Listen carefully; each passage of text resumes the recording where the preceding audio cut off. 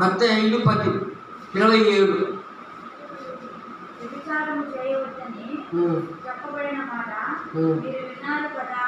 నేను మీతో చెప్పినదేమనగా, ఒక స్త్రీని మోహపు చూపుతో చూచు ప్రతి వాడు అప్పుడే తన హృదయములో ఆమెతో వ్యభిచారం చేసిన వాడను. 5:27. అదే చదివి. సరే, యేసు ధర్మశాస్త్రాన్ని పూర్తి చేశాడు. ధర్మశాస్త్రం 1000 సంవత్సరాలు అవ్వండి. ఇంకా పాతకాలంలో ఏం చేసాం? ధర్మశాస్త్రం మోసేవాళ్ళు.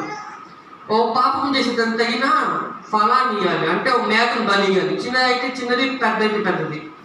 మన కొరకు యేసు మరణించాడు. మనకి ఆ పని చేయాల్సిన అవసరం లేదు. మనకు పూర్తి స్వాతంత్రం ఇచ్చాడు దేవుడు.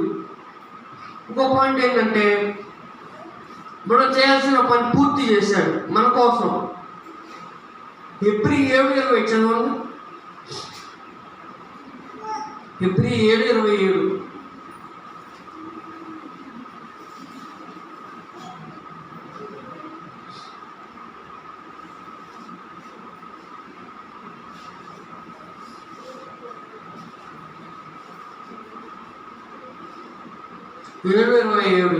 హెబ్రీ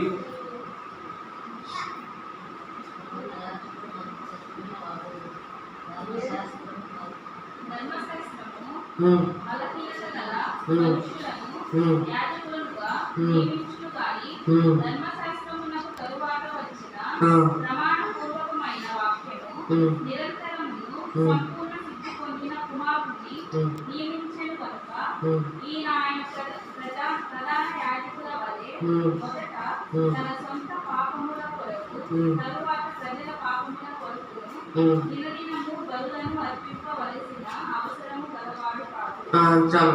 మనకి బలి అర్పించాల్సిన అవసరం లేదు, ఎందుకంటే యేసు మన కోసం మరణించాడు.